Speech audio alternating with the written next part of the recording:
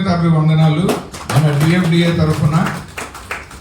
ఈ ప్రాసెస్లో భాగంగా ఏ సినిమాలు చేయాలి, ఎలా చేయాలి అన్నది నిర్దేశించడానికి ఒక కమిటీని రూపొందించాం. ఆ కమిటీకి అధ్యక్షులుగా శ్రీ అజయ్ కుమార్ గారు, సీనియర్ దర్శకులు, వారిని పెట్టుకుని, అలాగే అంతే సీనియర్ మెంబరు, ప్రొడక్షన్లో కూడా బాగా ఎక్స్పీరియన్స్ ఉన్న ప్రసన్న గారు, ప్రొడ్యూసర్ కౌన్సిల్ నుంచి మా లైఫ్ మెంబర్ అయిన ప్రసన్న గారు, అలాగే అసలు మేము ఏ కార్యక్రమం అన్నా చేయడానికి టీఎఫ్డిఏకి కొంచెం ధైర్యం వచ్చింది మా సాయి రాజేష్ గారు మా టీంలో ఉన్నప్పటి నుంచి. సో అంటే మనం అనుకుంటే కొన్నిసార్లు చేస్తాము, కొన్నిసార్లు చేయలేము. సో అలా ఈ కమిటీలో అజయ్ గారు, ప్రసన్న గారితో పాటు సాయి రాజేష్ గారు, మా మిత్రులు, ఉపాధ్యక్షులు, ప్రముఖ దర్శకులు సముద్ర గారు, నీ పేరు చెప్తే అన్నయ్య ఆటోమేటిక్గా వచ్చేస్తారు గారు, అలాగే శ్రీరామ్ ఆదిత్య గారు, వేణు ఊడుగుల గారు. ఈ మధ్య రాజు వెడ్స్ రాంబాయ్ లాంటి ఒక మంచి హిట్ సినిమా తీసి ప్రొడ్యూసర్గా కూడా ఆయన ఏంటో ప్రూవ్ చేసుకున్న మంచి దర్శకుడు ఆయన. సో ఆయన, అలాగే మిత్రులు నవీన్ మేడారం. సో వీళ్ళని ఒక కమిటీగా పెట్టి మా సభ్యుల్లో మేము నిర్దేశించిన బడ్జెట్ లోపు తీయగలిగిన కథలు చెప్పిన మా కమిటీ మెంబర్, మా అసోసియేషన్, మా యూనియన్ మెంబర్స్కి మాత్రం ప్రత్యేకం ఇది. అందులో వీళ్ళు ఫిల్టర్ చేసిన కథలు ఏ వేటినైతే బౌండ్ స్క్రిప్ట్ రెడీగా చేసుకుని షూటింగ్కి అనుగుణంగా ముందరికి తీసుకెళ్ళగలం, అనుకున్న బడ్జెట్లో అనుకున్న క్వాలిటీతో సినిమాలను రూపొందించగలమని మా కమిటీ నిర్ణయించిన ప్రకారం మేము దాన్ని ఆ సినిమా రిలీజ్ వరకు ఈ కమిటీ సారథ్యంలో దాని బాధ్యతలన్నీ మేము వహిస్తాము. నగరంలో తిరిగితే ఉపయోగం లేదు. సో అలాంటి ఒక ఆపర్చునిటీని ఆయన ఇస్తున్నప్పుడు ఆయన ఏమన్నారంటే, మీరు రూపొందించిన ఈ 10 సినిమాలు మీ కమిటీ సారథ్యంలో ప్రాఫిట్ వస్తే 50% టీఎఫ్డిఏకి నేను మీ హెల్త్ ఇన్సూరెన్స్లకి నేను ఫండ్గా ఇస్తానని చెప్పారు. That is the greatest gesture. ఎందుకంటే ఇవాళ రేపు నష్టం వస్తే నిర్మాతలు డైరెక్టర్ల మీదే కేసులు పెట్టే రోజులు. అలాంటి సమయంలో లాభం వస్తే మీ యూనియన్కి నేను 50% ప్రాఫిట్ ఇస్తాను, మంచి సినిమాలు తీయండి, సమాజానికి పనికొచ్చే ఒక మంచి సినిమాల్ని అందరూ ప్రమోట్ చేయండి అని చెప్పి శ్రీ చదలవాడ శ్రీనివాసరావు గారు ఇలాంటి ఒక అద్భుతమైన, దీన్ని నేను అవకాశం అని అనలేకపోతున్నా, ఇలాంటి ఒక వరాన్ని మాకు ఇచ్చినందుకు ఆయనకి శతసహస్ర కృతజ్ఞతాభివందనాలు. ఈ విషయం వారి సమక్షంలోనే అనౌన్స్ చేయాలని మేము ఉగాది రోజు నుంచి కడుపు కట్టుకుని ఎక్కడా చెప్పకుండా మేము అలా కూర్చున్నాము. ఆయన ఆశీస్సులతో, ఆయన ప్రోత్సాహంతో ఈ బృహత్ కార్యక్రమం నిర్విఘ్నంగా నెరవేరాలని మనస్ఫూర్తిగా ప్రతి ఒక్కరిని కోరుకుంటున్నాను. థ్యాంక్ యూ సో మచ్ అండి. సాయి రాజేష్ గారు మాట్లాడారు. మా తెలుగు దర్శకుల సంఘం ట్రెజరర్గా, అంటే పర్సనల్గా నాకు ఇది చాలా ఎమోషనల్గా అనిపిస్తుంది. ఎందుకంటే మేము ఒక 8 ప్రామిసులు చేసి విద్యా, ఉపాధి, వైద్యం, దాంట్లో ముఖ్యంగా ఉపాధి అవకాశం ఎలా వీళ్ళకి మా సభ్యులందరికీ దర్శకత్వం చేసే అవకాశం ఎలా ఇప్పించాలి, దాంతోపాటు ఆర్థికంగా మేము బలంగా ఎలా నిలదొక్కుకోవాలి, అసోసియేషన్ని నిలబెట్టాలి అని చాలా లోపల మదన పడుతూ ఉండేవాళ్ళం. ఉగాది రోజు ఆయచ్చ గారు దేవుడి రూపంలో కాదు, దేవుడే వరం ఇచ్చినట్టుగా ఫీల్ అవుతున్నా నేను. చదలవేటి శ్రీనివాసరావు గారు ఇచ్చినారు. ఆయన పిలిచి 30 కోట్ల రూపాయలతో 10 సినిమాలు తీయటం నిజంగా చాలా గొప్ప విషయం. అయితే అందులో వచ్చిన ప్రాఫిట్ 50% టీఎఫ్డిఏకి ఆయన ఇస్తానంటాం. నిజంగా అంటే it's going to be game changer in our association, game changer for a lot of families of our TFDA members.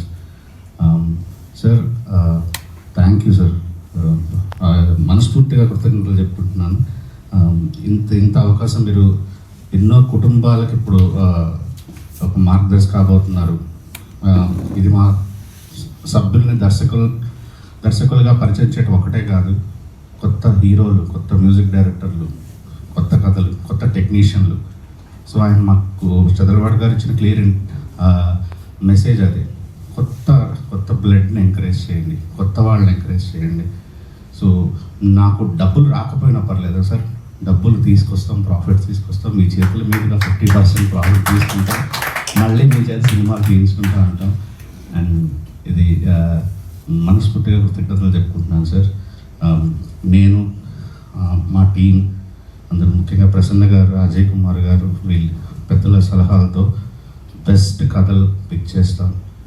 Production చాలా జాగ్రత్తగా మాకు గురుగారు ప్రసన్న గారు ఆయన గైడెన్స్లో తీసుకొని ప్రొడక్షన్ కంట్రోల్ చేసుకుంటూ నీట్గా ఒక మంచి సినిమాలు 10 సినిమాలు తీసి ఖచ్చితంగా ఈ అవకాశాన్ని మంచిగా ఉపయోగించుకుంటానని తెలియజేసుకున్నాను. మరొకసారి చదలవాడి గారికి మనస్ఫూర్తి కొట్టుకుని తెలుసుకున్నాను. Thank you.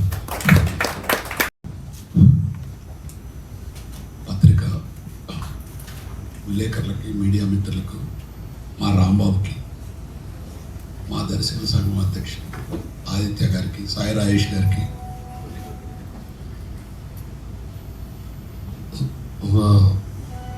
సమయంగా నమస్కరించుకుంటూ, మన దర్శకుల సంఘం బిఎన్ ఆదిత్య గారిని గురించి నేను ఎప్పటి నుంచో వింటున్నాను. ఎంత క్వాలిటీ దర్శకుడు ఆయన. సాయి రాజేష్ గారు, బాబు యంగ్స్టర్స్ చాలా బాగా చేస్తున్నారు. దాదాపు 50 సంవత్సరాలు మేము జర్నలిస్టులు. నాకు ఈ యంగ్స్టర్స్ డైరెక్టర్స్ కన్నా కూడా నాకు జర్నలిస్టులతో చాలా అనుబంధం, అభిమానం. నేను ఈ స్టేజ్కి రావడానికి నన్ను కూడా చాలా సపోర్ట్ చేశారు జర్నలిస్టులు. యాక్చువల్గా నేను ఇది పబ్లిసిటీ చేసుకుందామని నాకు 1% కూడా లేదు. నాకు ఇష్టం లేదు కూడా పబ్లిసిటీ చేసుకోవడం. ఆదిత్య గారు నిన్న ఫోన్ చేసి మీరు చెప్పింది అనౌన్స్ చేస్తే కొంచెం అందరిలోకి వెళ్ళి బాగా గుర్తింపుగా మేమందరం ఒక కమిట్మెంట్గా పనిచేస్తామంటే ప్రసన్న గారి ఆధ్వర్యంలో నేను రావటం జరిగింది. దీనికి పండగ రోజు, సంవత్సరాది రోజు వారు నన్ను కలవటానికి వచ్చారు. వచ్చినప్పుడు నేను చెప్పాను, ఎందుకంటే అజయ్ నాలో సగభాగం, ఆయన నా దర్శకుడు, ఆయన నా జీవిత ఖైదీ సినిమా తీశాడు. ప్రసన్న నాకు కంటి చూపులు అంటాడు. మనస్ఫూర్తిగా ఇదే కమర్షియల్గా లేకపోతే పొగడతంతో చెప్పకపోవడం కూడా. మీ ప్రెస్ మీడియా అధ్యక్షుడు రాంబాబు కూడా నా పార్ట్లో, నా బాడీలో ఒక పార్ట్ లాంటాడు. నాకు అంత అభిమానం. ఈ మధ్య నాకు ఈ చేయడానికి కారణం ఏంటంటే, నేను సినిమా ఇండస్ట్రీలో డబ్బు సంపాదించుకోకపోయినా సినిమా తల్లికి నేను చిన్న సినిమాలు చేస్తున్నందుకు నాకు దేవుడు అన్ని రకాలుగా ధనమే కాకుండా మంచి ఆరోగ్యం, సంతోషాన్ని ఇస్తున్నారు ఒక మంచి పని చేస్తే. అందుకు ఉదాహరణ, ఎప్పుడు కూడా నేను చిత్రపురి కాలనీ అని దాదాపు 4-5 ఇయర్స్ అయింది నేను దానికి ఏదో ఉడత సహాయం చేసి. నేను ఎప్పుడు చెప్పలేదు, చెప్పను కూడా అనుకున్నాను. కానీ మన ప్రెస్లో ఏదో క్వశ్చన్ అడిగితే దానికి ఆన్సర్గా నేను ఇచ్చానని చెప్పాను తప్ప నాకు పబ్లిసిటీ చేసుకుందాం లేదు. ఎప్పుడన్నా చిత్రపురి కాలనీ మీద కట్టి వెళ్తుంటే ఇంత మంచి కాలనీ నా వలన వాళ్ళకి ఏదో మంచి జరిగి కళకళలాడుతుందని సంతోషిస్తున్నా. అది నేను ఇచ్చిన డబ్బు కన్నా కొన్ని వేల రెట్లు నాకు తృప్తినిచ్చింది. ఇకపోతే యాజ్ ఎ నిర్మాతగా నేను ఎప్పటి నుంచో సినిమాలు చేస్తున్నాను. నాగేశ్వరరావుతో, శోభన్బాబుతో, కృష్ణరాజు గారితో, చాలామందితో సినిమాలు తీశాను. నాకు అందరు దర్శకులు చాలా నాకు ఎంతో రుణపడి ఉన్నాను వాళ్ళకి. ఎందుకంటే నాకు ఏ అవసరం వచ్చినా నేను ముందు దర్శకుల పేరే రాస్తాను దాంట్లో ఇన్విటేషన్లో. అందులో అజయ్ అంటే మీకు తెలియదు లేదు. నా అజయ్ అంటే నేనెంతో మా అజయ్ అంత. నాకు సినిమాలో ఇది కాకుండా కూడా మా ఇంట్లో కూడా ప్రతి చోట అజయ్ కూడా వాళ్ళ ఇంట్లో, మా ఇంట్లో తిన్న దాంట్లో 10% కూడా వాళ్ళ ఇంట్లో భోంచేసి ఉండడు. అన్ని రోజులు మా ఇంట్లో భోంచేశాడు అజయ్ నాతో. ఆ అభిమానంతో నాకు దర్శకులు అంటే చాలా ఇష్టం. పిసి రెడ్డి గారు కానీ, సదాశివరావు కానీ, కేఎస్ నాగేశ్వరరావు కానీ, చాలామంది, సుధాకర్ రెడ్డి గారు కానీ. నేను నాకున్న దీంట్లో నేను చూస్తుంది ఏంటంటే, నేను ఎందుకంటే అంతలా శోభన్ బాబు కూడా కులు మనాల్లో షూటింగ్ చేసిన ఒక నిర్మాతకి ఎంత అండగా ఉండి ఆ సినిమా ఎంత బాగా చేసి ఎంత కష్టపడితే ఆ సినిమా కలిసి రావాలని ఆయన నేను చూశాను. అక్కినేని నాగేశ్వరరావు దాంపత్య సినిమా అప్పుడు ఒక 10-20 కథలు తీసుకెళ్ళి చాచా నాకు ఇది నచ్చలేదు, బాగోలేదని ఆఖరికి నరసరాజు గారి కథ 24 గంటలు తీసి దాంపత్యం ఫస్ట్ సినిమా తీస్తే అది 100 days ఆడింది ఆ పిక్చర్, ఫస్ట్ పిక్చరే. అందుకని ఆ రోజులు, ఆ డిసిప్లిన్, ఆ సిన్సియారిటీ అవన్నీ దృష్టిలో పెట్టుకొని ఒక సినిమా ఇండస్ట్రీలో నాకున్న అనుభవంలో ఒక నిర్మాత ఇంటి యజమాని తండ్రి అయితే భార్య ఇల్లాలు దర్శకుడు. ఆ రోజుల్లో అజయ్ నాకు అట్లా అండగా ఒక 10 పైసలు వేస్ట్ చేయకుండా క్వాలిటీగా సినిమా తీశాడు. జీవిత ఖైదైన పిక్చర్ నేను 70 లక్షల్లో తీసాను ఆ రోజుల్లో. శోభన్ బాబు గారు, జయసుధ, జయప్రద గారితో 70 లక్షలు తీస్తే అది మయూర్ ఫిల్మ్స్ ద్వారా రిలీజ్ చేస్తే అది 7 కోట్ల రూపాయలు నా షేర్ వచ్చింది ఆ పిక్చర్ జీవిత ఖైదీ. కానీ ఆ తర్వాత చాలా పిక్చర్లు రిక్షారథురాయ్ కృష్ణరాజు గారితో కేఎస్ రాజేశ్వరరావుని ఇంట్రడ్యూస్ చేసి అది 40 లక్షల్లో తీస్తే అది 4.5 కోట్లు కలెక్ట్ చేసింది రిక్షారథురాయ్ కృష్ణరాజు గారి. ప్రతి సినిమా మ్యాక్సిమం 30 నుంచి 40 రోజుల్లోనే తీశాను ఆ రోజుల్లో. ఎంఎస్ విశ్వనాథ్ కానీ చక్రవర్తి గారు కానీ ఆ సంగీతం మనం సంగీత థియేటర్లోకి వెళ్తే పూటకు సాంగ్ చేసి ఇచ్చేవారు. ఆ క్వాలిటీ నాకు ఇప్పటికీ వినిపించదు కనిపించదు. ఆ స్టోరీ కానీ ఆ కథలు కానీ అట్లాంటి సబ్జెక్టులు కానీ అంతా హడావిడి అయిపోయింది. మీరు చూడండి, నేనేదో ఉద్ధరిద్దామని చెప్పట్లేదు. ఇప్పుడు సినిమా ఇండస్ట్రీలో అప్పటికన్నా దాదాపు 7-8 టైమ్స్ నిర్మాణ సంస్థలు పెరిగినాయి, డైరెక్టర్స్ పెరిగారు, ఆర్టిస్టులు పెరిగారు, ప్రొడ్యూసర్స్ పెరిగారు.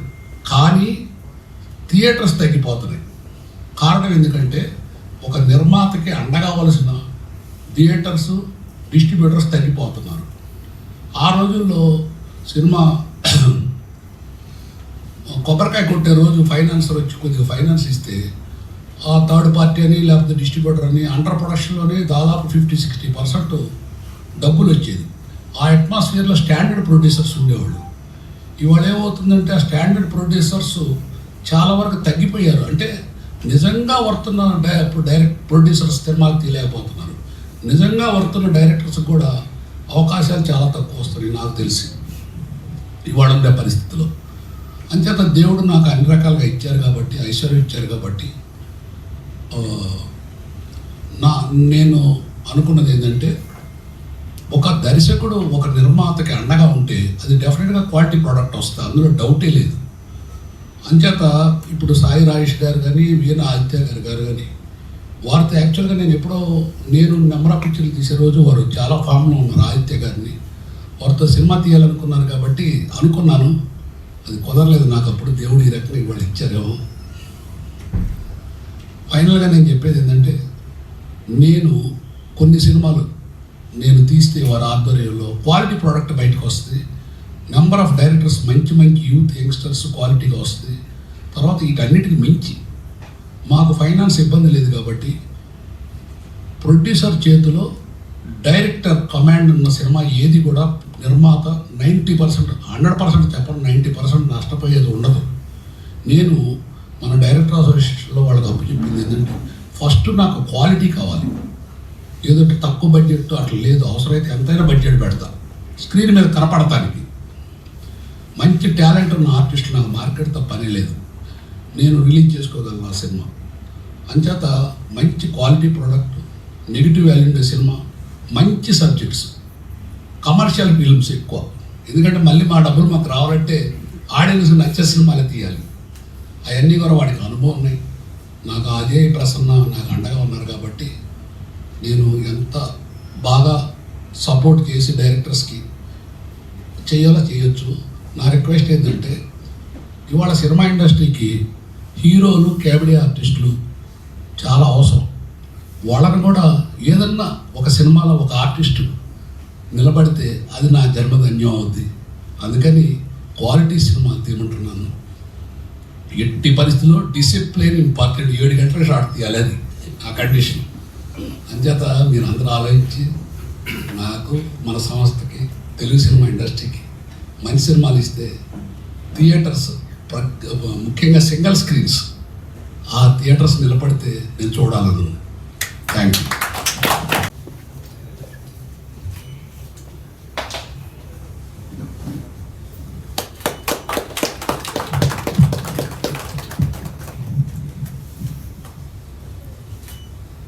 సరే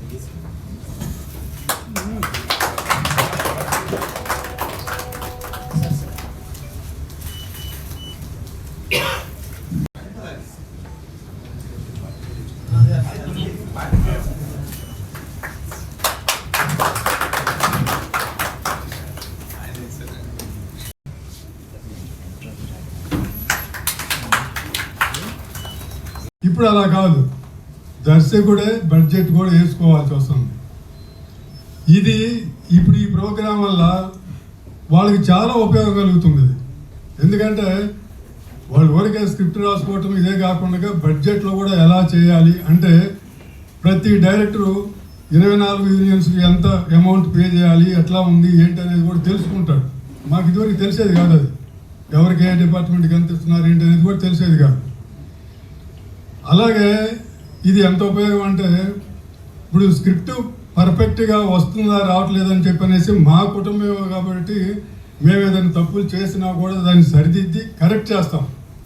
అప్పుడు వాళ్ళకి తెలుస్తుంది అనమాట, ఓ స్క్రిప్ట్ అంటే ఎంత పకడ్బందీగా ఇలాగా ఉండాలి, ఇలా చేసుకుంటే వేస్ట్ అనేది ఉండదు, అనుకున్న టైంలో తీయగలము, ఇంత లెంత్ ఉండాలి సినిమాకి, ప్రతి సీన్ ఇంత ఉండాలి అని చెప్పనేసి ఇవన్నీ మా ద్వారా డెఫినెట్గా కొత్త వాళ్ళకి తెలుస్తుంది ఈ ప్రోగ్రాం వల్ల. అంటే ఊరికేదో థియరీ చెప్పడం కాకుండా ప్రాక్టికల్గా సినిమా చేస్తున్నారు కాబట్టి అది చాలా ఉపయోగపడుతుంది. అంటే ఒక సినిమా చేస్తే ఒక 7-8 మంది అసిస్టెంట్లు పనిచేశారనుకోండి, 7-8 మందికి మొత్తం తెలుస్తుంది స్క్రిప్ట్ అంతా, అలా బడ్జెట్ కానీ ఎలా చేసుకుంటున్నారు ఏంటని చెప్పనేది. మామూలుగా ప్రైవేట్గా ప్రొడ్యూసర్ దగ్గర చేసేటప్పుడు ఇవన్నీ కింద వాళ్ళకి తెలియనిరండి. ఆ కో డైరెక్టర్ అసోసియేట్ డైరెక్టర్ వాళ్ళు చేసుకుంటూ వెళ్తుంటారు, కింద వాళ్ళకి ఏం తెలియదు, క్లాప్ కొట్టేవాడు క్లాప్ కొట్టడం అంతవరకే తెలుస్తుంది. ఇక్కడ మాత్రం అలా ఉండదు, A to Z అసిస్టెంట్లు అందరికీ మొత్తం కంప్లీట్గా తెలిసేటట్టుగానే ప్రోగ్రామ్ ప్లాన్ చేస్తాం. అలాగా చాలామంది డైరెక్టర్స్ వాళ్ళ ప్రతిభ చూపించుకోవడానికి ఉపయోగపడుతుంది. తెలంగాణ 2 రాష్ట్రాలు వాళ్ళ అకౌంట్ నెంబర్ తీసుకుని అకౌంట్కి డబ్బులు వేయటం జరిగింది. 24 క్రాఫ్ట్లకి కూడా ప్రతి క్రాఫ్ట్కి వాళ్ళకి డబ్బులు వేయటం, మళ్ళీ ఎవ్రీడే 2000 నుంచి 2500 మందికి ఇక్కడ కౌన్సిల్లో ఇచ్చేసి శానిటైజరు, మాస్కు, క్యాష్ ఇస్తూ అలా పంచి ఆ మొత్తం కోట్లాది రూపాయలు ఒక సింగిల్ వ్యక్తిగా ఖర్చు పెట్టారంటే అది ఒక్క one and only Chadaravada Srinivasarao ఒక్కడు. దాని తర్వాత 4650 మంది చిత్రపురిలో అందరూ రోడ్డును పడి ఎవరికాళ్ళు ఇప్పుడు మా ఫ్లాట్ మాది డూప్లెక్స్ ఉంది, మాది 3 బెడ్రూమ్ ఉంది, మాది 2 బెడ్రూమ్ ఉంది, మాది ఈడబ్ల్యూఎస్ ఎల్ఐజీలు ఉన్నాయి అనుకుని హ్యాపీగా కళ్ళు మూసుకుని పడుకున్న వాళ్ళకి వాళ్ళది కాదు. Already state bank of India 3 సార్లు ఆక్షన్ నోటీస్ ఇచ్చి ఇక 4వసారి ఆక్షన్ నోటీస్ ఇస్తే ఆటోమేటిక్గా అది వేరేవాడు ఏ అంబానీనో కొనుక్కోవచ్చు, ఏ ఆదానీనో కొనుక్కోవచ్చు, ఎవరో కూడా కొనుక్కుని పోలీసులే దగ్గరుండి మొత్తం కూల్చేసి అక్కడ ఉన్న వాళ్ళందరినీ రోడ్డున పడేసే పరిస్థితి వస్తే 4650 మంది రోడ్డు మీద పడతారని చెప్పి అప్పుడు శ్రీనివాసరావు చెబితే, శ్రీనివాసరావు దగ్గర 2 అడ్వకేట్స్ ఉంటారు, వాళ్ళు చెప్పింది మాత్రమే ఆయన చేస్తారు, వాళ్ళు చెప్పంది ఏమి చేయరు. వాళ్ళిద్దరూ క్లియర్గా మీరు డబ్బులు ఇవ్వడానికి వీలు లేదండి అని చెప్పినా కూడా 4650 మంది రోడ్డును పడకూడదని కొన్ని కోట్లాది రూపాయలు ఆ రోజు నుంచి వాళ్ళ మనశ్శాంతిగా 4650 మంది అక్కడ పడుకొని అక్కడ హ్యాపీగా వాళ్ళ ఇళ్లలో ఉంటూ, ఇంకా దీంట్లో అన్ని కోట్లు స్కామ్లు జరిగినాయి, ఇన్ని కోట్లు స్కామ్లు జరిగినాయి అని ఆ మినిస్టర్ దగ్గరికి ఈ మినిస్టర్ దగ్గరికి తిరుగుతూ ఇంత జరగటానికి కారణం చదరవాడ శ్రీనివాసరావు ఇచ్చిన డబ్బులతో ప్రశాంతంగా ఉండటమే. సో అదే కాకుండా ఈ మధ్య జర్నలిస్టుల సోదరులకు కూడా 100 ఫ్లాట్లు కట్టి రిజిస్ట్రేషన్ కూడా నేనే చేసి నేనే ఇస్తాను అని చెప్పి ఫిలిం క్రిటిక్స్ అసోసియేషను అలాగే వెబ్సైట్లు కానీ లేకపోతే ఛానల్స్ కానీ 2 గ్రూపుల్ని కూడా పిలిచి అందరూ సమిష్టిగా మీరు ఒక దీనికి రండి అని అంటే దాని మీద మన ఛానల్స్ వాళ్ళు ఒక 3 కమిటీ అనేసి రాంబాబు గారిని, రఘు గారిని, లక్ష్మీనారాయణ గారిని వాళ్ళ 3 కమిటీ అనుకున్నారు. సరే అలాగే బేటా ప్రసాద్ గారు వాళ్ళు కూడా 3 ఇస్తే దాన్ని చూసి దాని నుంచి అజయ్ గారు అందరూ కూర్చుని ఎవరెవరికి నిర్ణయం చేసుకుంటే రిజిస్ట్రేషన్ కూడా చేసిస్తానని చెప్పి జర్నలిస్ట్ సోదరులకు కూడా ప్రామిస్ చేయగలరు.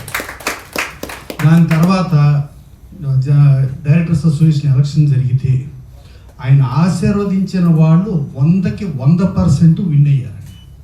విన్ అయిన తర్వాత ఆయన కృతజ్ఞతలు చెప్పుకుందామని చెప్పి ఉగాదికి వస్తే అప్పుడు నేను ఒక 30 కోట్లు ఇస్తా, ఈచ్ సినిమా ఒక 3 కోట్లు అనుకుని ఒక 10 సినిమాలు మీరే సెలెక్ట్ చేయండి. మీరు అంటే సాయి రాజేష్ గారు కానీ, విఎన్ఐసి గారు కానీ, వాళ్ళందరి మీద సముద్ర గారు కానీ వీళ్ళందరి మీద నమ్మకంతో మీరు డైరెక్టర్స్ అసోసియేషన్ నుంచి మీరు సబ్జెక్ట్స్ సెలెక్ట్ చేసి ఆ సెలెక్ట్ చేసిన సబ్జెక్ట్స్తో ఆయన జనరల్గా ఏంటంటే ఇప్పుడు ఆయన ఫోన్లో 2 ఫోటోలు ఉంటాయండి, ఒకటి ఎన్టీ రామారావు ఫోటో, ఒకటి రామోజీ గారి ఫోటో. సో సో ఈ రామోజీరావు ఫోటో కిందేమో రామోజీరావు గురువు మాస్టర్ ఈనాడు ఎండీగా ఉన్నారు, తర్వాత ఆర్ఎఫ్సి ఎండీగా ఉన్నారు, రామ్మోహన్ రావు ఇల్లు ఆయన కొన్నారు, ఇక్కడే జూబ్లీస్లోనే ఉంది. ఆ ఇంట్లోనే స్టోరీ సిట్టింగ్స్ పెట్టుకోమని చెప్పి ఆ ఇల్లు చెప్పారు. తర్వాత రామారావు గారి ఫోటో కింద మద్రాసులో ఎన్టీ రామారావు గారి ఇల్లు, ఏ ఇల్లు అయితే తిరుమలలో తిరుపతి దర్శనం చేసుకుని అక్కడి నుంచి రామారావుని చూస్తానికి వచ్చిన ఏ ఇల్లు అయితే ఉందో ఆ ఇల్లు కూడా చదరవాడ శ్రీనివాస్ గారు కొన్నారండి. కొని ఇవాళ ఆ ఇంటికి ఆయన కొన్నద రేటు కంటే డబల్ పైన రేట్ వచ్చి అమ్ముతారా అన్నా కూడా దానికి 100 రెట్లు ఎక్కువ ఇచ్చినా కూడా నేను అమ్మను అని చెప్పి ఆ ఇంటిని ఒక అద్భుతంగా, ఒక రామారావు గారికి ఒక గౌరవప్రదంగా ఉండేటట్టుగా డెఫినెట్గా మద్రాసులో ఎంజీఆర్ గారిని చూసుకోవచ్చు, శివాజీ గణేశన్ గారిని చూసుకోవచ్చు, రాజ్ కుమార్ గారిని చూసుకోవచ్చు, ప్రేమ్ నజీర్ గారిని చూసుకోవచ్చు. ఈ 4 రాష్ట్రాలకు సంబంధించిన ఏ నటులకి లేనంత గౌరవం ఆయన ఆ ఇల్లు కొని ఆయనకు ఆ గౌరవం ఇచ్చేస్తా. ఇక డైరెక్టర్ అసోసియేషన్కి ఏమో ఇట్లా చెప్పారు, చెప్పి ఏదుండా ఇండస్ట్రీలో ఏదుండా నేను ఏదుండా మీ అందరికీ అండగా ఉంటా అని చెప్పి అలా భరోసా ఇచ్చి, ప్లస్ ఇది కాకుండా ఈ ఎలక్షన్లో నిలబడినప్పుడు కూడా సాయి రాజేష్ గారు, వీణాయిచి గారు ఏదో కాకతాళీయంగా జనరల్గా మనం పొలిటికల్గానో లేకపోతే గెలుపు కోసమో ఏదో తెలియని ఏదో వాగ్దానాలు చేసేసి మనం గెలిచేయటం ఇంపార్టెంట్ అని చూస్తాం, కానీ వీళ్ళు గెలిచేయటం ఇంపార్టెంట్ అని చూడలేదు. ప్రాక్టికల్గా ఎలా వీలవుతుంది, ఎవరెవరితో మాట్లాడాలి, ఒక సినిమా రిలీజ్ చేయాలంటే ఆ సినిమా రిలీజ్కి ఏ బ్యాచ్ని పెట్టుకోవాలని ఆ బ్యాచ్లతో మాట్లాడి వాళ్ళకి నచ్చితే సినిమా కొనేటట్టు, నచ్చకపోతే హెల్ప్ చేసి రిలీజ్ చేసేటట్టు అట్లా ప్రతిదీ మాట్లాడి వాళ్ళు ప్రామిసులు చేయడం జరిగింది. వాళ్ళ ప్రామిసులు నమ్మి ఓటర్లు పర్ఫెక్ట్గా వాళ్ళకి తీర్పు ఇవ్వడం జరిగింది. ఛాంబర్ తరపున చేస్తే ప్రతి ఒక్కళ్ళు డొనేషన్లు ఇస్తారు, డొనేషన్లు ఇస్తే ఇంకెక్కువ చేయొచ్చు. ఇంకా రామోజీరావు మనం ఛాంబర్ తరపు నుంచి చేస్తే రామోజీరావు 10 కోట్లు ఇస్తారు. అట్లా ప్రతి ఒక్కళ్ళు ఇస్తే కొన్ని 100 కోట్లు రాగలిగితే ఇంకెంతో చేయొచ్చు అని చెప్పి ఆయన చెప్పడం జరిగింది. బట్ అది ఆచరణలోకి రాలేదు. సో ఇట్టా ఒక ఆర్గనైజేషను, ఈ ఆర్గనైజేషన్ నమ్మి ఇట్లా రావటం, దీన్ని ప్రతి ఆర్గనైజేషన్ ఫాలో అవుతూ డెఫినెట్గా చదరవాడ శ్రీనివాసరావు లాంటి వాళ్ళని మనం కాపాడుకుందాం, వాళ్ళు ఇండస్ట్రీని కాపాడతారు. Thank you. ఎక్కువ కార్యాచరణ అంటే ఎక్కువ వేరే వ్యాపకాల వల్ల ఇలాంటి ప్లానింగ్ చేయడం జరిగిందా? దీని వెనక ఆలోచన ఎవరు, ప్రసన్న గారు ఏమన్నా ఉన్నారా? యాక్చువల్గా నేనైతే ఒక సినిమా తీయగలను, 2 సినిమాలు తీయగలను. ఒకళ్ళకి కొద్దిగా ఉపాధి కల్పించడం, ఇద్దరికి ఉపాధి. ఈ డైరెక్టర్స్ అసోసియేషన్ నేను చూశాను, మన ఆదిత్య గారు కానీ సాయి రాజేష్ బాబు కానీ వీళ్ళు నాకున్న దాంట్లో వాళ్ళకి నాకున్న నాలెడ్జ్లో వాళ్ళు చాలా వాటి మీద నేను ఒక మాట చెప్పాను కదా, ఈ పిక్చర్స్ తీయనని, దాన్ని 100% ఆనెస్ట్గా సిన్సియర్గా తీస్తారనే నమ్మకంతో నెంబర్ ఆఫ్ పిక్చర్స్ ఎక్కువ అంటే షార్ట్ టైం 38 రామోజీరావు చూడండి ఎన్ని సినిమాలు తీశారు, మహానుభావుడు అన్ని తీసినవి కూడా లో బడ్జెట్ పిక్చర్లు, ఎంత పెద్ద హిట్లైన కాల్చిన దగ్గర నుంచి, ప్రతిఘటన దగ్గర నుంచి, అమ్మాయి మయూరి సినిమాల దగ్గర నుంచి ఎంత హిట్లైనవి. అందుకని వీరు ఇందులో నిష్ణాతులు. అజయ్ కానీ నేను ఒకటే చెప్పాను బాబు వాళ్ళకి, మీరు సిన్సియర్గా చేయండి, 7 గంటలకు షార్ట్ తీయండి, పేమెంట్ 5 నిమిషాలు లేట్ అయితేనే నాకు ఫోన్ చేయండి, లోపు నాకు చేయొద్దు. నాకు 5 నిమిషాలు లేట్ అయితే ప్రసన్న మీద, అజయ్ కుమార్ మీద యాక్షన్ తీసుకుంటాను. నేను క్వాలిటీ ప్రోడక్ట్ ఎట్లా రాదో చూద్దామని, ఎందుకంటే నేను ఆల్రెడీ వాటిలో సక్సెస్ అయ్యాను. ఆ రోజుల్లో నాకు కొంచెం యంగ్గా ఉన్నప్పుడు చిన్న సినిమాలు తీసి చాలా సంపాదించాను. అది మళ్ళీ ఇప్పుడు చేయవచ్చు అనేది ఆలోచన. అందుకని నెంబర్ ఆఫ్ పిక్చర్స్ ఎక్కువ వస్తే బాగుంటుందని. సారేష్ గారు, అంటే ఇది ప్రాక్టికల్గా ఎంతవరకు దీన్ని చేయొచ్చు? నవీన్ మేడం గారు చెప్పారు 2.5 crores అని. ఇప్పుడున్న పరిస్థితులకి చేయొచ్చా? దీనికోసం సపరేట్గా ఏమన్నా ప్లానింగ్ అనేది చేయాల్సి ఉంటుందా, రెగ్యులర్గా కాకుండా? సార్, నేను అప్పటి వరకు 3 సినిమాలు ప్రొడ్యూస్ చేశానండి. మొదటి సినిమా హృదయకాలం 80 లక్షల్లో తీశాను, కొబ్బరిమట్ట 2 కోట్లలో తీశాను, కలర్ ఫోటో 1,75,00,000 తీశాను. ఇప్పుడు ఇమీడియట్లీ ప్రొడక్షన్ అయ్యే అవుతున్న ఒక సినిమా కూడా 1,50,00,000 చేస్తున్నాం. చాలా ఈజీగా అచీవ్ చేయగలిగిన నంబర్ అండి. లిటిల్ హార్ట్స్ కానీ, ఈరోజు 90s కానీ చాలా ఈజీగా అచీవ్ చేయగలిగిన నంబరే. ప్రీ ప్రొడక్షన్ ఎంత స్ట్రాంగ్గా చేస్తే మనం ఆ బడ్జెట్లో 3 కోట్లు చాలా క్వాలిటీ ప్రోడక్ట్ కనిపిస్తుంది. ఎఫ్డిసి ద్వారా కొన్ని సినిమాలు తీయాలి, కొత్త వాళ్ళకి అవకాశాలు ఇవ్వాలి, ఇండస్ట్రీని అభివృద్ధి చేయాలనేది దాని లక్ష్యం. ఆ లక్ష్యాన్ని మీరు తీసుకొని ఇండస్ట్రీలో ఎంతమందికి అవకాశం కల్పించిన ఒక గొప్ప నిర్ణయంగా సో మేము అందరం భావిస్తున్నాం. అయితే దీనిలో చాలామంది ఇప్పుడు దర్శకుల సంఘంలో ఎంతమంది చాలామంది అవకాశాలు లేని దర్శకులు ఉన్నారు. వాళ్ళని ఎంపిక చేయడానికి ఒక ప్రత్యేక కమిటీ పెట్టారు. సో ఎంతమందికి అవకాశం ఇవ్వబోతున్నారు? వీళ్ళు చాలామంది ఉన్నారు, కొత్త అప్టీమ్ మెంబర్షిప్ తీసుకున్న వాళ్ళు ఉంటారు, చాలామంది అవుటర్స్ వేరే నిర్మాతలు పెట్టి సినిమాలు తీసుకున్నారు. సో కంటిన్యూ వాళ్ళలో ఉంటుందా? కొత్త వాళ్ళ దర్శకులు ఉంటారా? కేవలం దర్శకుల సంఘంలో ఉన్న వాళ్ళకి మాత్రమే ఈ అవకాశం ఉంటుందా? నేను యాక్చువల్గా ఈ ఆలోచన పిఎన్ ఆదిత్య గారు, రాజేష్ బాబు గారు వీళ్ళిద్దరిని చూసి నాకు వచ్చింది. నాకు ఒక్కటే నమ్మకం, ఆ మనిషి ఫేస్ చూసి నేను నాతో అంతకుముందు ట్రావెల్ చేసిన డైరెక్టర్స్ కానీ మీరు ఎవరైనా సరే ఇక్కడ ఉన్న వాళ్ళందరూ కూడా నా గురించి బాగా తెలుసు మీకు. నాకు ఆ ఫేస్ చూస్తేనే వాళ్ళు ఎంత మంచోళ్ళు, ఎంత సిన్సియర్, వాళ్ళని ఏదైనా నమ్మవచ్చు అని ఒక నిర్ణయం తీసుకున్నాను దానికి. అది అంచేత మీరు అన్నది ఇప్పుడు ఆ బాధ్యత వాళ్ళిద్దరూ ప్లస్ అజయ్ ప్రసన్న వాళ్ళకి వదిలేసాయి. ఇక నేను అందులో ఏలు పెట్టను, డబ్బు ఇవ్వడం తప్ప నేను దాని జోలికి వెళ్ళను. కాకపోతే వెళ్తా ఎప్పుడు 7 గంటలకు షార్ట్గా వాళ్ళు తీయపోతే ఊరుకో. నేను ముందే చెప్తున్నా, సిన్సియారిటీ, డిసిప్లిన్ ఉండాలి. నేను కరెక్ట్గా డబ్బు ఇచ్చినప్పుడు వర్క్ కూడా కరెక్ట్గా జరగాలి. ఆ నమ్మకం నాకు వాళ్ళిద్దరి మీద ఉంది. ఇంకోటి కూడా చెప్తున్నాను మీకు, 30 మా వాడు 10 సినిమాలు అన్నారు కదా, ఏదన్నా ఒక మార్కెటబుల్ ఉన్న ఆర్టిస్టులు నేను చూసేదల్లా సినిమా ఇండస్ట్రీలో డిసిప్లైన్గా ప్రోడక్ట్ బయటకు వెళ్తే, క్వాలిటీ పిక్చర్స్ బయటకు వస్తే, నా మోటివ్ వల్ల సింగిల్ స్క్రీన్లో బాగున్నంత కాలం సినిమా ఇండస్ట్రీ చాలా బాగుందండి. సింగిల్ స్క్రీన్ నాకు దాంపత్యం కానీ, జీవిత ఖైదు కానీ, లేకపోతే వృక్షాల ముహూర్తం రోజే నాకు డబ్బు తెచ్చేవాళ్ళు డిస్ట్రిబ్యూటర్స్. ఎట్లా వచ్చాయి? ఆ థియేటర్స్ దగ్గర సింగిల్ స్క్రీన్ దగ్గర కూర్చొని ఆ ఓనర్తో కాలక్షేపంగా మాట్లాడుతూ పలానా ఆయన సినిమా తీస్తున్నారు, మనం హైర్ వేసుకుందామంటే వీళ్ళందరూ కలిసి డిస్ట్రిబ్యూటర్ డబ్బు ఇచ్చేవాళ్ళు సింగిల్ స్క్రీన్ దగ్గర.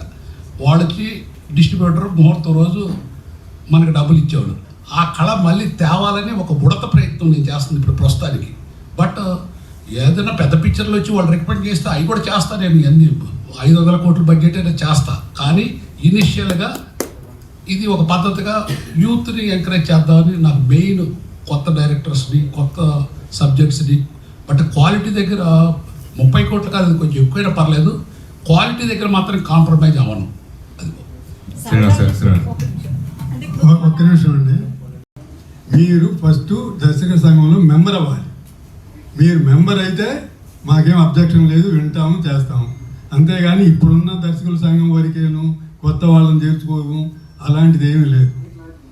అదే నాకు అర్థమైంది, మీకు ఒక కరెక్ట్ ఆన్సర్ రాలేదని, అందుకని నేను చెబుతున్నాను. అలా జాయిన్ అయితే డెఫినెట్గా ఎంత ఫీ వసూలు ఏమన్నా ఉందా దాని గురించి ఒక క్లారిటీ. అక్కడ మెంబర్షిప్ ఉంటుంది, అసోసియేట్గా అయితే ఇంత, అసిస్టెంట్గా అయితే ఇంత అని చెప్పనేసి అని తక్కువే ఉంటాయి, చాలా తక్కువ ఉంటాయి. ఎఫర్టబుల్లోనే ఉంటుంది డెఫినెట్గా. అది క్రియేట్ అయిన సినిమాలకి ఓటీటీ ప్రైస్ తర్వాత డిసైడ్ అయినవి కూడా చాలా సినిమాలు హిట్లు ఉన్నాయి. సో ఇది మేము ఒక్కొక్క సినిమా మొదలు పెట్టేటప్పుడు దీని మీద దీని స్కేల్ ఏంటి, దీని వాల్యూట్ ఏంటి, దీని బిజినెస్ ప్రపోజిషన్స్ ఏంటి అని ఆ పర్టికులర్ కథని, అందులో కాస్టింగ్ని, దాని బడ్జెట్ని బట్టి ఫైనలైజ్ చేసుకుని వెళ్తాము. దానికి కమిటీ మొత్తం అందరూ అవసరం. ఎందుకంటే సాయి రాజేష్ గారు ఓన్లీ డైరెక్టర్, రైటరే కాదు, ఆయన ఒక ప్రొడ్యూసరు, నవీన్ మేడం గారు ఒక ప్రొడ్యూసరు, వేణు ఊడుగుల్ గారు ఒక ప్రొడ్యూసరు. సో ఇంతమంది, ప్రసన్న గారు బై హిమ్సెల్ఫ్ ఒక ప్రొడ్యూసరు. వీళ్ళందరూ ఓన్లీ డైరెక్టర్లుగా ఉన్నది సముద్ర గారు, అజయ్ గారు, వీళ్ళు డైరెక్షన్లో ఉన్నారు, నిష్ణాతులు. అది మీరు ప్రొడ్యూస్ చేసి ఉంటారు, ఎందుకంటే ఆయన ఉన్నప్పుడు మీకు అవసరం ఏంటంటే నేను మీ పేరు అందులో చెప్పలేదు. ఓకే. సో అలా, బట్ బాగా ప్రొడక్షన్ తెలిసిన డైరెక్టర్. అలా వీళ్ళందరూ ఉన్నప్పుడు అది బిజినెస్ అప్పటికప్పుడు ఆ కంటెంట్ని బట్టి బిజినెస్ చేయటమే వైస్ డెసిషన్ అని నేను అనుకుంటున్నాను. కొత్తది బాంబు ఇప్పుడు ఈరోజు పెట్టారు. రెండోది, సో అంటే ఎవరు ఊహించలేదు సార్. సినిమాలు అవకాశం రావడం నిజంగా ఎన్నాళ్ళ నుంచో తిరిగి రోడ్ల మీద టాలెంట్ ఉన్న వాళ్ళు ఎంతో మంది అవకాశం లేక దొరక్క ఉన్నారు. నిజంగా 10 మంది అవకాశం అంటే చాలా మంది ప్రతిరోజు 3 రకాలు ఉపయోగపడే ఉంటారు. నాకు నిజంగా ఇప్పుడు ఈ ప్రసన్న గారు ఇందాక చెప్పిన వీళ్ళందరూ మాట్లాడిన తర్వాత దాసనారాయణ గారు లేని లోటు మీరు తీరుస్తున్నారేమో అనిపించే విధంగా ఇప్పుడు ఇవన్నీ బయటకు వస్తాయనిపిస్తుంది నాకైతే. ఐ హార్ట్ఫుల్, నిజంగా కంగ్రాచులేషన్స్ అండి. సో ఈ రెండు మీలో ఇంత మార్పు ఎందుకు వచ్చింది, దానికి కారణం ఏంటి అంటే? నాదల్లా ఒకటే బాబు, సినిమా ఇండస్ట్రీ బాగుండాలి, సినిమా ఇండస్ట్రీని నమ్ముకుని చాలామంది వస్తారు, డైరెక్టర్స్, ప్రొడ్యూసర్స్, ఆర్టిస్టులు, వాళ్ళందరూ కూడా. ఇప్పుడు ఎవరైనా ప్రొడ్యూసర్ దగ్గర ఒక కథ ఉండి వీళ్ళని అప్రోచ్ అయితే ఆ కథ నచ్చితే వాళ్ళు సినిమా తీస్తారు కదా, మా వాళ్ళే తీస్తారు. దానికి ప్రొడ్యూసర్ కావాలంటే వాళ్ళు నచ్చితే వాళ్ళు నేర్చుకోమని చెప్తాను. నాకు కావాల్సిందల్లా సినిమా ఇండస్ట్రీలో మంచి సినిమా బయటికి రావాలి, అదొక్కటే నాకు స్వార్థం. సాయి రాజేష్ గారు, మీకు ట్రిగర్ అవుతున్న పాయింట్ ఏంటి? నేను ఇవాళ కాదమ్మా, చాలా రోజుల నుంచి. ఇప్పుడు ఒక టీవీలో వస్తే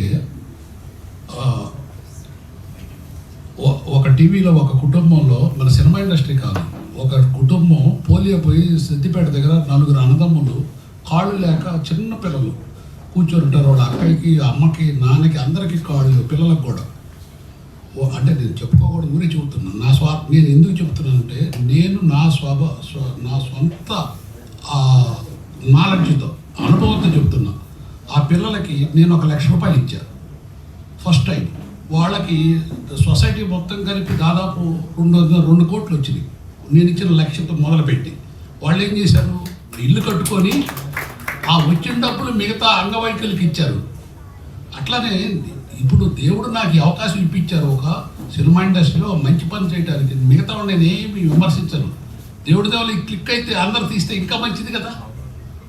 భగవంతుడు అందరి చేత తీయించాలి. అందరికీ మన డైరెక్టర్ అసోసియేషన్ నేను బాధ్యత పెడతానికి కారణం, డైరెక్టర్ అసోసియేషన్ అయితే సిస్టమ్. ఇప్పుడు కరోనా టైంలో ప్రసన్న గారు చెప్పారు.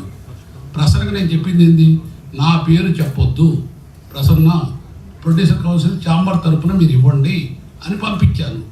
ఇది కూడా వారు అందరికి తెలుసుదనే మంచి ఉద్దేశంతో పెట్టారు తప్ప, ఒక మంచి పనికి నాకు నేనేమైనా చేస్తే, నేను ఎవరికైనా ఇస్తే నేను ఇచ్చాను అనుకోను.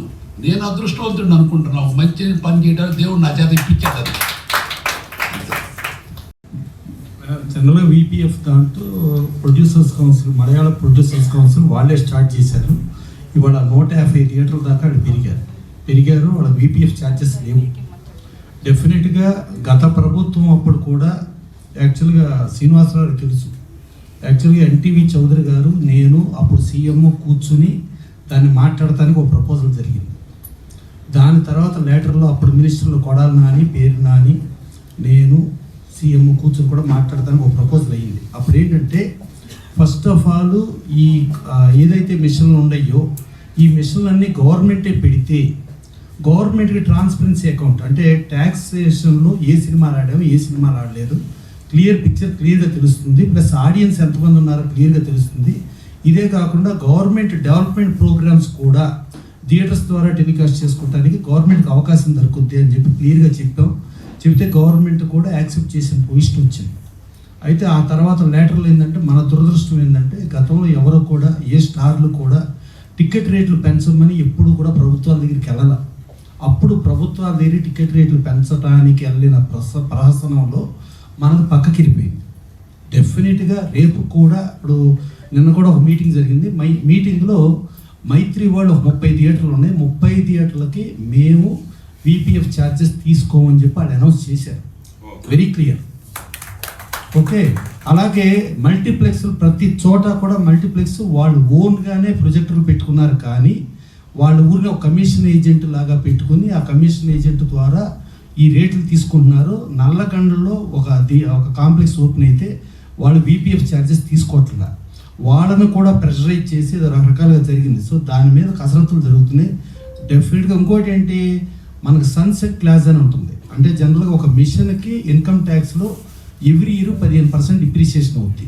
ఆ 15% డిప్రిసియేషన్ అయితే 7 నుంచి 8 ఏళ్ళకి వచ్చేటప్పటికి ఆ మిషన్ జీరో వాల్యూ అయిపోద్ది.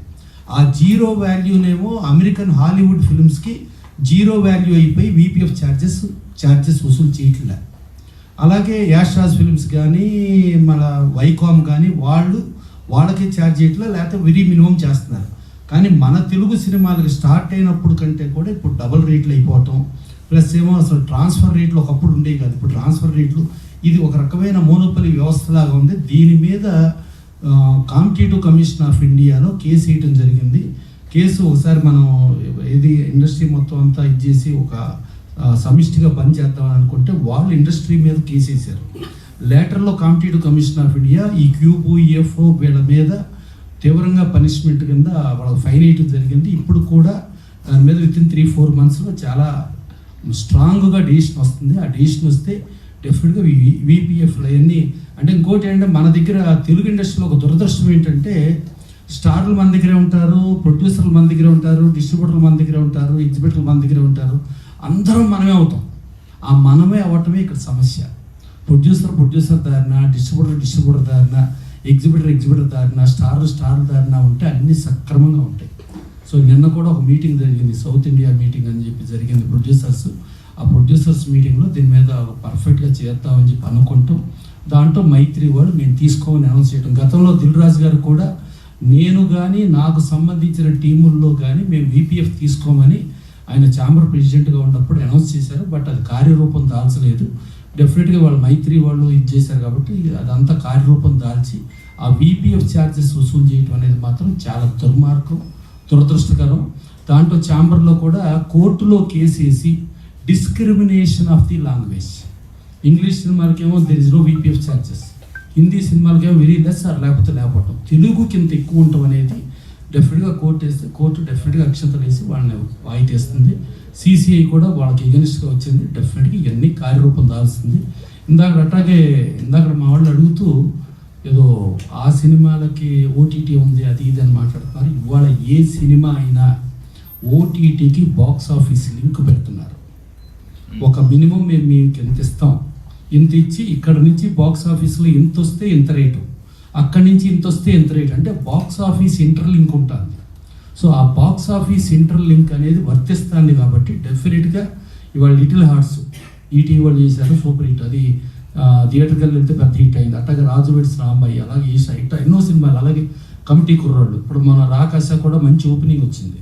సో ఇట్లా వస్తున్నప్పుడు డెఫినెట్గా ప్లస్ డైరెక్టర్స్ అసోసియేషన్కి బాధ్యత చదరవాడి శ్రీనివాసరావు అప్పచెప్పటం ఏంటంటే వీళ్ళందరూ నిష్ణాతులు. ఇప్పుడు ఆయన మనసుంటే